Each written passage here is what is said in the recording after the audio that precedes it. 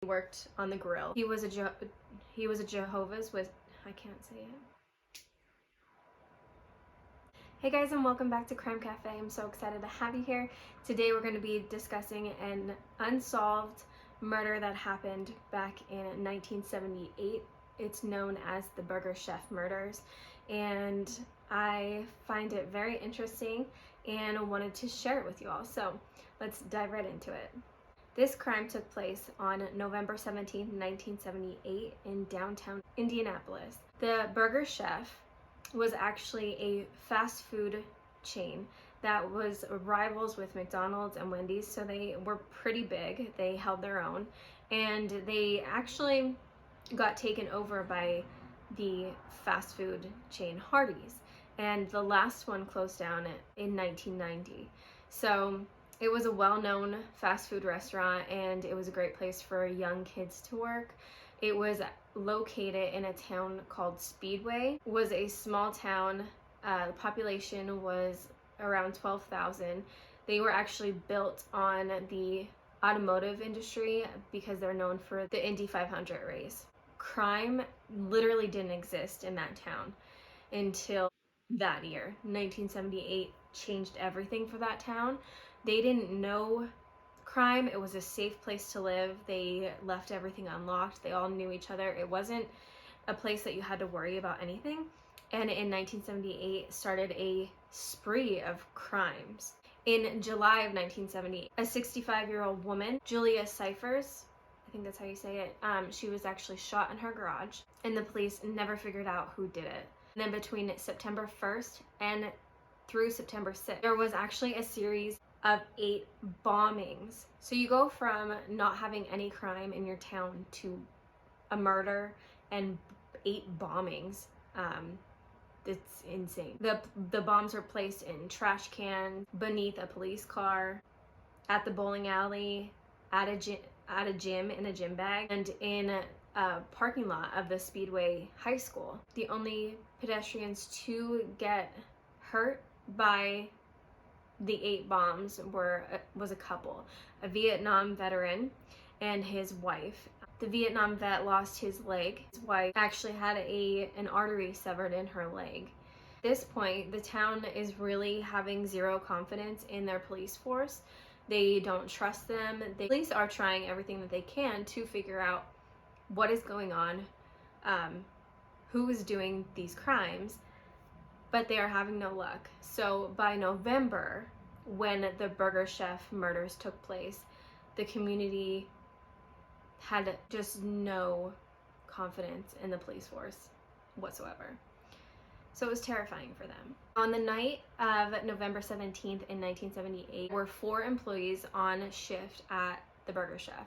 There was the assistant manager, and her name was Jane Freet. She was a 20-year-old college student. She had a lot going for her. She was involved in a lot of things. Was on the yearbook staff. She did the choir. She did drama. She worked in the library. And her nickname was actually Sweet Jane. She was adored by people, and she just had a lot of friends. She always brought a positive outlook to things. So Sweet Jane was her nickname.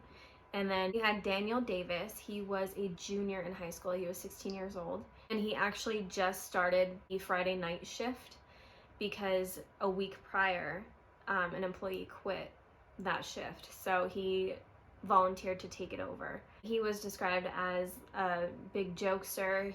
He brought laughter to the shift, and he was a kid.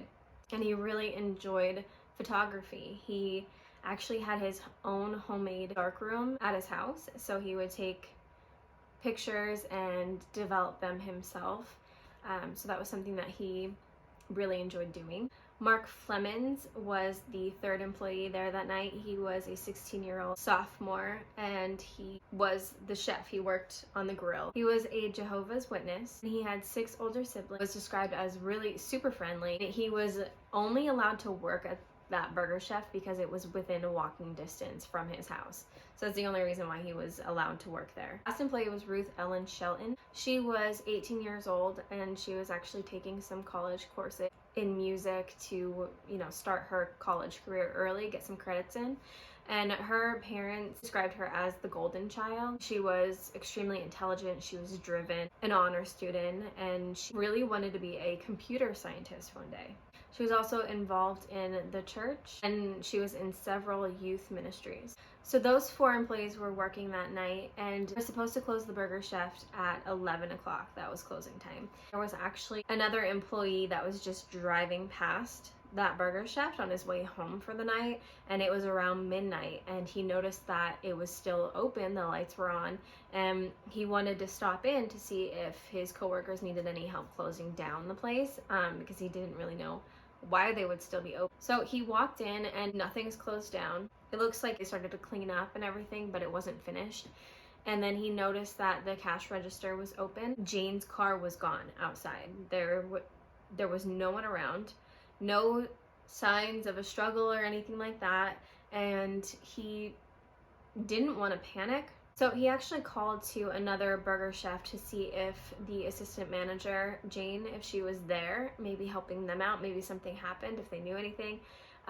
She had worked there before, so it wouldn't be odd, and they said they haven't seen her. So he decided to call the actual manager to the store, and the manager then told him to call the police. So when the police got there, they noticed that the safe in the back office was open and empty.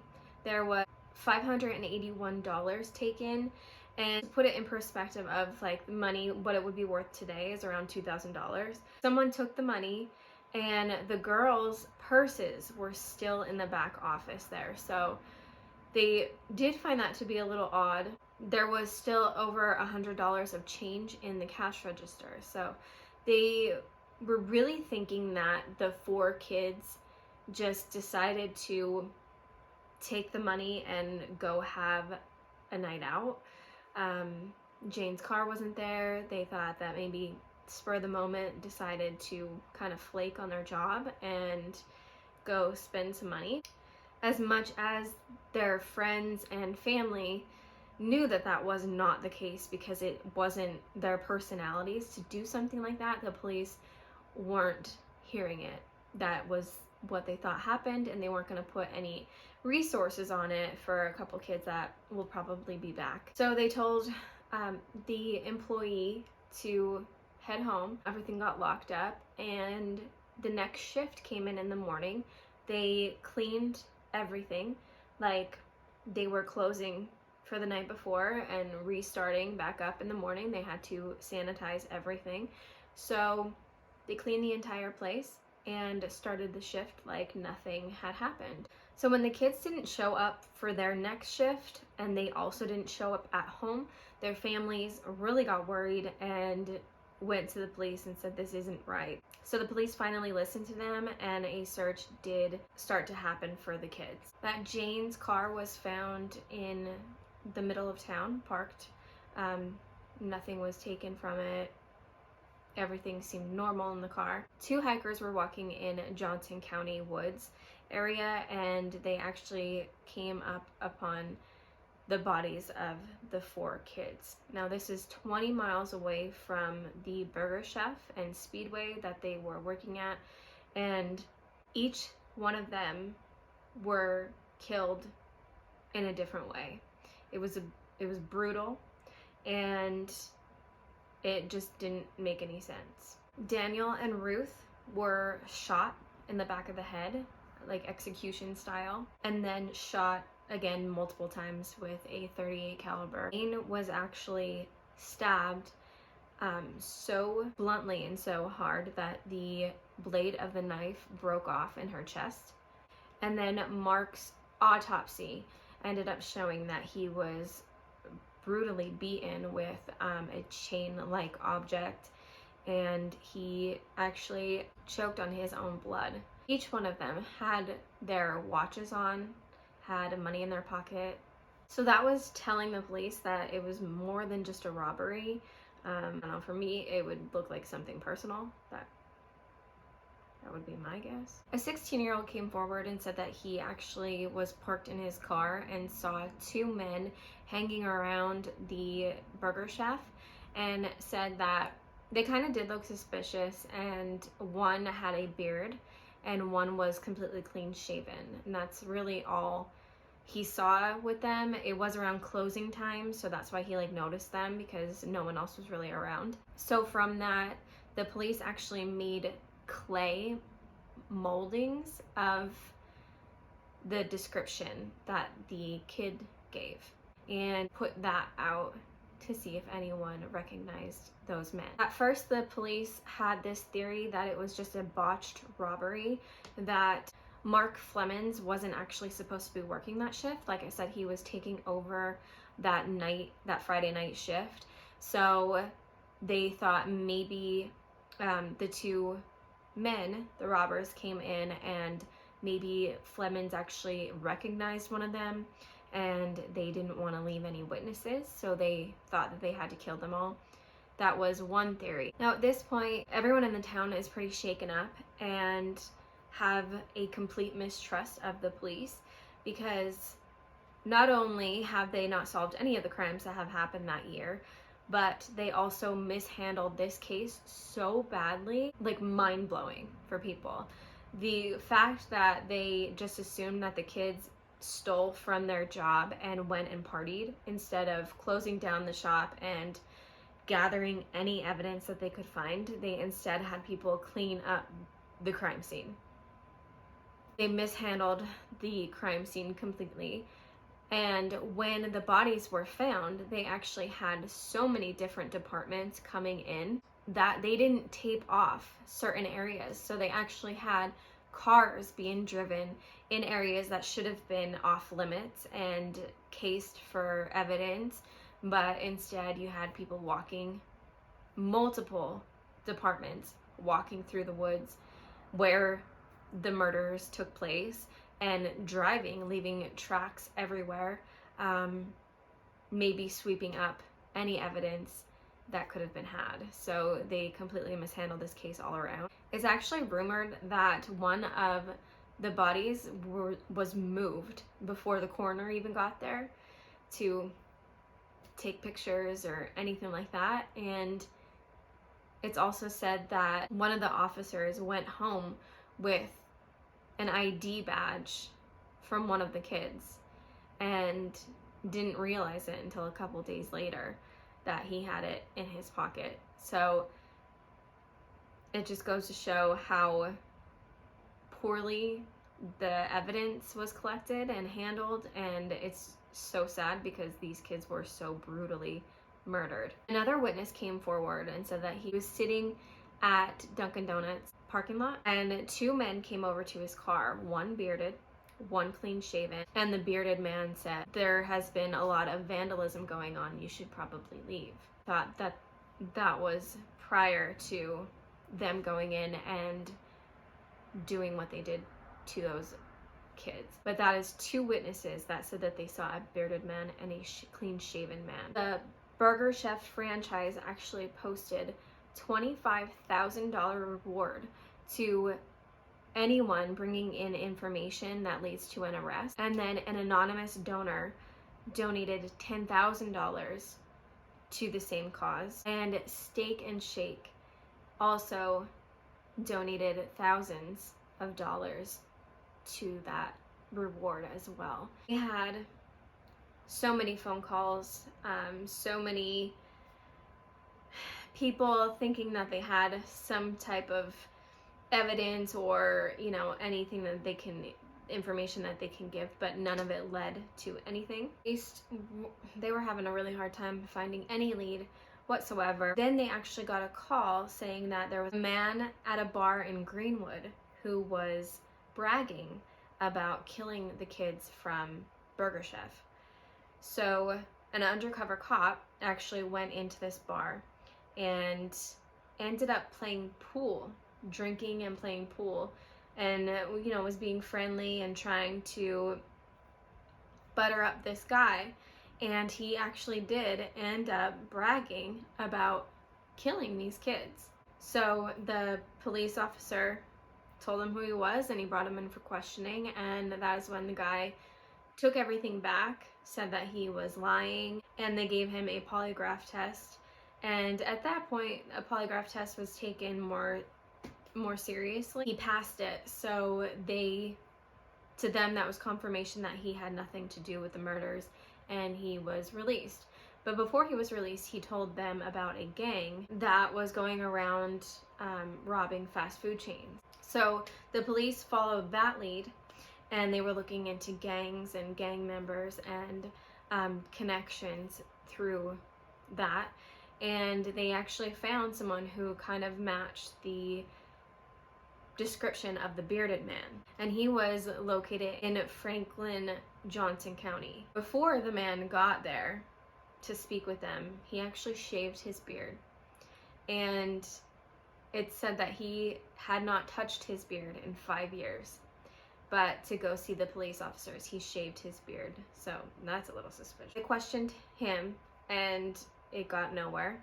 They also brought in a man that was in trouble for robbing other fast food chains, and he was clean shaven and fair skinned, the description of the other man, and he stayed silent. There was no evidence, nothing that they can go off of.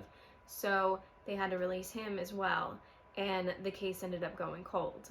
A man named Donald Forrester, who was incarcerated at the Paddleton Correction Facility, he actually called the police to confess about the Burger Chef murders. Forrester was a 34-year-old sex offender who was just beginning his 95-year sentence. He was incarcerated for rape. He was about to be transferred to the Indiana State Prison in Michigan City, and he was completely terrified.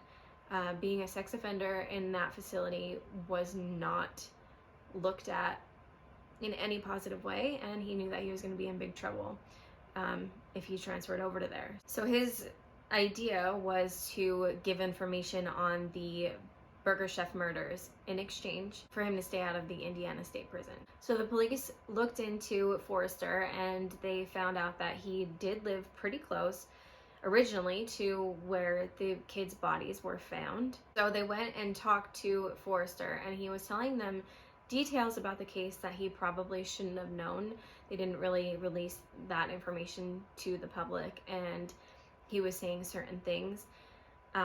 He was also saying some things that didn't sound right, so they were unsure, but they pulled him out of the prison and took him to the area where the bodies were located, and they let him free to tell them about the murders and where the kids' bodies were laid out and things like that.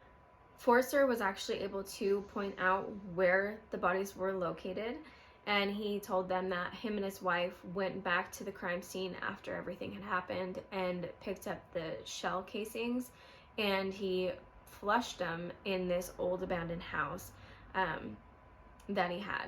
So the police actually got a warrant to search that house, to search the sewage area, and they did find those casings. Forrester said that he had accomplices in this murder.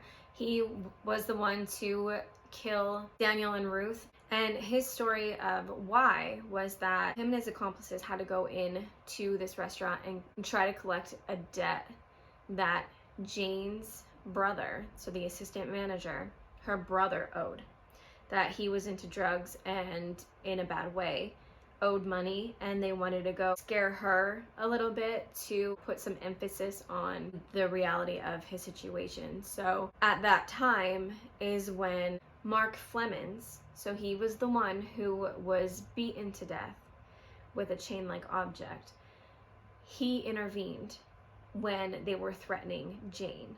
So he got involved, and they started beating him up, and they thought that he was dead. So he was unconscious on the floor, and they didn't want to leave any witnesses, and they didn't know what to do. So they took all of them and decided that they were going to take them into the woods and kill all of them. So after the police actually found the casings in the sewage, someone in the police department leaked that Forrester was working as an informant for the police, and Forrester stopped all communication with the police. He would not cooperate with them whatsoever. So that stopped. He also claimed that the police tried to get that confession out of him, made him confess to those things, and it wasn't true, and that they planted the casings. And Forrester died of cancer in 2006. So anything that they could have gotten out of him maybe is gone.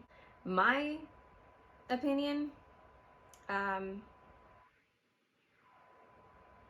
don't understand how everything he said. He showed them where the bodies were. He told them that he had the bullet casings that killed 2 of the kids, and they were exactly where he said that they would be. And they found them, they matched. And even saying that the police officers were forced him to have that confession. It should be on record and recorded. Him calling the police from the correctional facility and him stating that he wants to turn over information about the crime and that he was guilty of that crime. So there, right then and there, no one was forcing him to do anything. He voluntarily did that on his own. They didn't even know about him. So I don't know how that stuck and how he wasn't able to be charged at all, or even just a case against him in any capacity. That's frustrating for me because there's so many things that they could have happened there. But yeah, he died in 2006. State police detective now assigned to the case is Sergeant Bill Dalton. He's a veteran state trooper, and he is working on the case. He's wanting to solve it, and Ruth's sister made a public plea to open up the case and for someone to come forward with anything.